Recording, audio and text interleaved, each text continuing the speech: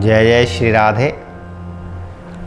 आप सभी का एक बार फिर बहुत बहुत स्वागत है एक चर्चा में। आज का विषय है सेल्फ रिस्पेक्ट, स्वाभिमान, अपना स्वयं का अनुभव हमें कहीं पहुंचाता है कि नहीं पहुंचाता, या हमें उसकी सुननी चाहिए कि नहीं सुननी चाहिए। यह बड़ा भारी विषय है। इस बात को सोचते हुए कि हम अपने ऊपर सोचकर, अपने अंदर आत्मा की जो आवाज़ है उसको सुनकर हम उस पर चल पाते हैं या नहीं चल पाते हैं, या हम रूढ़िवादिता कहें तो भेड़ा चाल। जैसे भेड़ के आगे कोई एक जानवर होता है, उसका नाम मेंढा होता है, और भेड़ की तरह ही वो बिल्कुल दिखाई देता है, थोड़ा सा अंतर होता है। सारी भेड़ लगभग उसके पीछे चलती हैं और वो जहाँ भी जाए भेड़ वैसे ही मुड़ जाती है। अगर वो पहाड़ी से कूद भी जाता है तो सारी भेड़ बिना सोचे समझे कूद जाती है। इसलिए ये कहावत है कि किसी के पीछे कोई व्यक्ति चलता है तो उसे भेड़ा चाल कह देते हैं। यहाँ पर महात्मा बुद्ध को अपनी स्वयं की आत्मा की जो आवाज़ आई, सेल्फ की जो आवाज़ आई, स्वयं की जो आवाज़ आई, एक्चुअल में आवाज़ ही आत्मा की होती है। बाकी तो मन और बुद्धि, चित्त, अहंकार, बाद की क्रिया, सूक्ष्म क्रियाएं हैं। लेकिन सर्वप्रथम तो हमें आत्मा कह दें, जमीर कह दें, अंदर का चित्त कह दें, जो भी कह दें, उसकी जो आवाज़ है वह बिल्कुल शुद्ध होती है, क्योंकि आत्मा की आवाज़ निस्वार्थ होती है। निस्वार्थता से जब हम चलते हैं तो आत्मा कभी भी गलत आवाज़ नहीं देगी, क्योंकि आत्मा ही परमात्मा से कनेक्ट रहती है। आत्मा ही परमात्मा का अनुभव कह पाती है, सुन पाती है, देख पाती है। इसलिए महात्मा बुद्ध को जब रियलाइज़ हुआ, जब अनुभव हुआ, जब उनको लगा कि यही जीवन है कि हम यहाँ से बड़े हों, बड़े होकर के वृद्ध हो जाएं और हम उसी तरह मर जाएं जैसे कोई जीव मर जाता है, तो उनके घर से बाहर निकलने के समय पर राजा ने अनाउंस करवाया कि भाई सारे जगत में, सारे अपने देश के अंदर जो भी कोई गरीब, कोई भिखारी, कोई दुखी, कोई भी अपराधी किसी भी प्रकार का उन्हें नज़र नहीं आना चाहिए। जब महात्मा बुद्ध यानी सिद्धार्थ जब नगर का विचरण करें, जब नगर में टहलें, तो सब सफाई करा दी गई। लेकिन उसके बाद भी उन्हें दिखाई दिया कि उसको देखकर उनके मन में वही बात फिर जाग गई कि संसार व्यर्थ है, क्योंकि बचपन से लेके जवानी, जवानी से बुढ़ापा और बुढ़ापे से वृद्धावस्था को प्राप्त करते हुए हम मृत्यु को प्राप्त हो जाते हैं, मृत्यु का ग्रास बन जाते हैं, काल हमें ले जाता है और फिर से हम आते हैं, फिर से चले जाते हैं। इसी को देखते हुए उन्होंने यह विचार किया कि इस व्यर्थ के जीवन को मैं नहीं जीऊँगा। और उनके अंदर से आवाज़ थी कि सत्य कुछ और है, उस सत्य को जानो, पहचानो, उस पर चलो। यही कारण है कि उन्होंने अपने घर का त्याग किया, अपने परिवार कुटुंब का त्याग किया और सत्य की खोज में, उस आत्मा की, उस निर्वाण की, उस महाबोध की खोज में वो निकल पड़े, जिससे उस रास्ते पर चलने के बाद उन्हें वो अवस्था प्राप्त हुई जिसे महानिर्वाण की संज्ञा दी गई है। और उनके पहुंचने के साथ साथ बहुत सारे अनुयायी भी उनके साथ उस दिशा में मुड़े, उस दिशा को प्रदान हुए, उस दिशा का गंतव्य बने। क्योंकि जब कोई महापुरुष, एक आदर्श किसी के जीवन में आता है तो उसका अनुसरण होता ही है।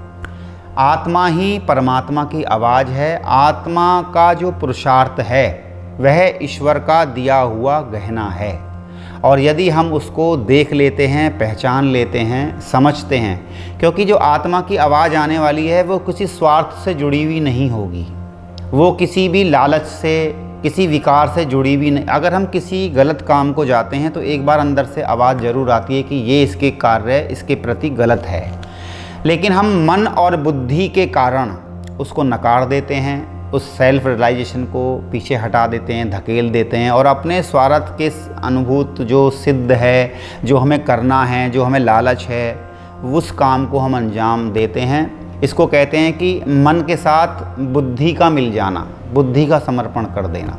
लेकिन जो चित्त की आवाज़ है या चित्त से जो आत्मा की आवाज़ है उसको हम भूल जाते हैं। इसलिए कबीर ने, सूरदास ने, नानक ने, जितने भी ये ऐसे महात्मा हुए हैं, दुर्लभ महात्मा, उन्होंने अपने सेल्फ को सुना।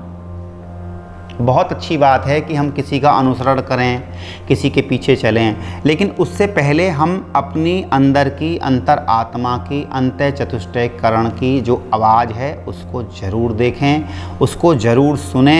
हम किसी रूढ़िवादिता में, मैंने शादी की, मेरे बच्चे भी शादी करेंगे, उनके बच्चे होंगे, पोते पोती होंगे, घर बार होगा, काम धंधा होगा, ये सब रूढ़िवादिता है। अगर हम इससे नहीं निकल पाते हैं, अगर हम इससे बाहर निकलने का प्रयास नहीं करते हैं, तो हम, माफ़ करना, उसी रूढ़िवादिता का एक हिस्सा हैं। वही भेड़ा चाल है और उस भेड़ा चाल के अंदर ही हम चल रहे हैं। इसलिए अपने सेल्फ को, अपने स्वयं की अंतरात्मा की आवाज़ को ज़रूर सुनना चाहिए। उसके अनुभव को हमें ज़रूर अपनी सोच को, समझ को उसके पीछे लगाना चाहिए कि ये सही है कि गलत है। कहीं ये बुद्धि का ऑर्डर तो नहीं है, कहीं ये मन का ऑर्डर तो नहीं है, कहीं ये चित्त का आग्रह तो नहीं है। हमारे आत्मा की जो भी आवाज़ होगी वो निस्वार्थ होगी, क्योंकि वह प्रेम से जुड़ी है और इसी कारण वो आत्मा परमात्मा से भी प्रेम के द्वारा कनेक्ट रहती है। और परमात्मा का जो दृष्टिकोण है, जो पुरुषार्थ है, वह ईश्वरीय सत्ता को वापस उसी तरह से पा लेना है जिस तरह से हम उससे विलग हुए थे, उससे अलग हुए थे। इसलिए जो परमात्मा का गहना है, अपने स्वयं को यदि हम किसी सद्गुरु के चरणों में सौंप देते हैं, उसके बाद में ये स्थिति हो जाती है कि अपना जो भी कुछ सिस्टम था हमने उन्हें चढ़ाया और उनकी दिशा में चल दिए। लेकिन यहाँ मैं एक बात और कहूँगा कि सेल्फ को भी सुनना चाहिए। अंतर की जो आवाज़ है, जो वाइब्रेशंस हैं, जो हमारी ऊर्जा है, उसको हमें देखते हुए चलना है। अगर हम आज माइनस और प्लस को देखना शुरू करेंगे तो धीरे धीरे हमें ये पता चलता है कि क्या माइनस हुआ, क्या प्लस हुआ, और उसके बाद में ये घटना घटती है कि धीरे धीरे हमें बिल्कुल सही आवाज़ की पकड़ पैदा हो जाती है। हम सही आवाज़ को सुन सकते हैं। प्रत्येक जगत के जो भी मनुष्य जाति है उसके अंदर से आवाज़ ज़रूर आती है। यदि हम उसकी इज्जत करते हैं तो हम स्वाभिमान से जी पाते हैं, चल पाते हैं।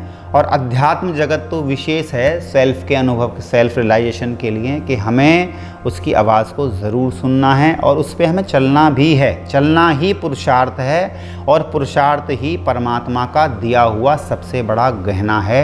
इसलिए हम उस गहने को पहचानें, हम अपनी आत्मा की आवाज़ को पहचानें, क्योंकि आत्मा वह है जो नहीं जानती है सब कुछ, जिसे पूरा अनुभव नहीं हुआ है, और परमात्मा वह है जो सब कुछ जान गया है। आत्मा और परमात्मा में भारी अंतर सिर्फ यही है, आत्मा जीव जब तक कहलाती है जब तक वह कुछ जानती नहीं है, समझती नहीं है, ज्ञान के चक्षु नहीं खुले हैं, प्रेम का जो आलिंगन है उसे नहीं हुआ है, वो माया के वशीभूत है।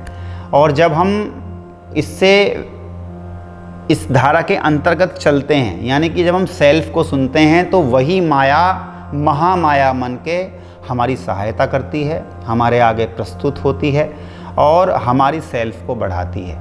इसलिए हम सेल्फ रियलाइजेशन ज़रूर करें, आत्मा की आवाज़ को ज़रूर सुनें और उसके अनुरूप बिल्कुल सही तालमेल बिठाकर, बैलेंस बनाकर हम उसके द्वारा आगे चलें।